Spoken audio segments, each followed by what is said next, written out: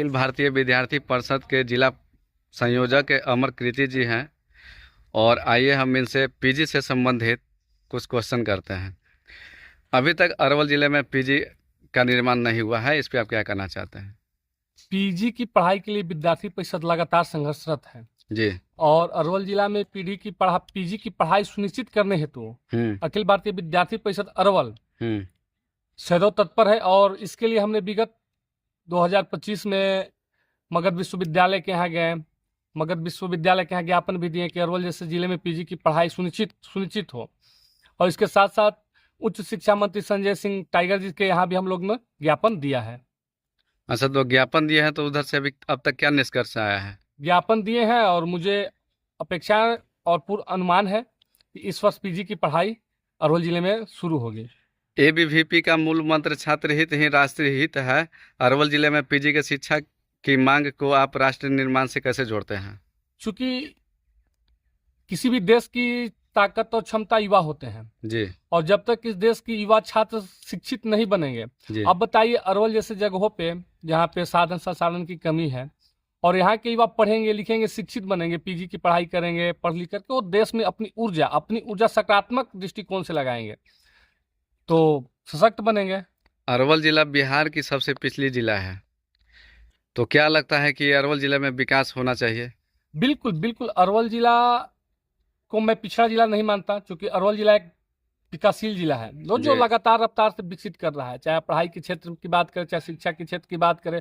और अभी अभी एक और डिग्री कॉलेज खुला है खड़ासिन में, सोनभद्र प्रखंड में। तो लगातार अरवल विकास कर रहा है और अरवल के युवा लगातार विकास के लिए संघर्षरत हैं।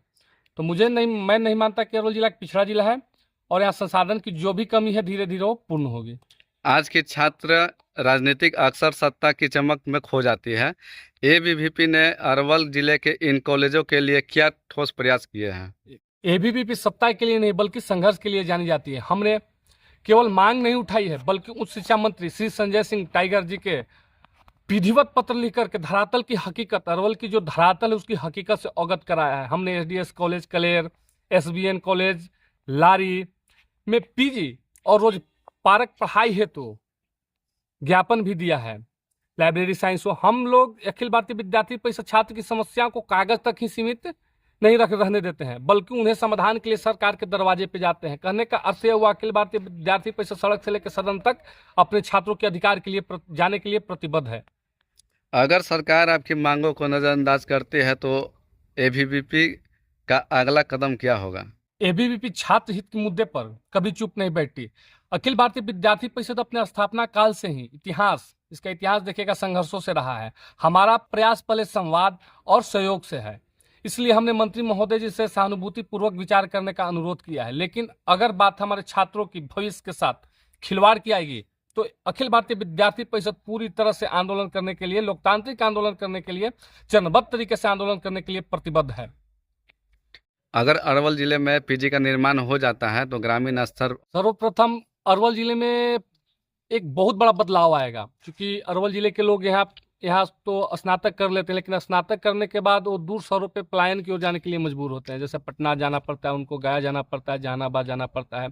तो उन पे एक आर्थिक बोझ पड़ता है छात्रों को अरवल जिले का। तो वो आर्थिक बोझ से मुक्त होंगे और खासकर हमारी छात्रा बनने के लिए एक बहुत बड़ा वरदान साबित होगी।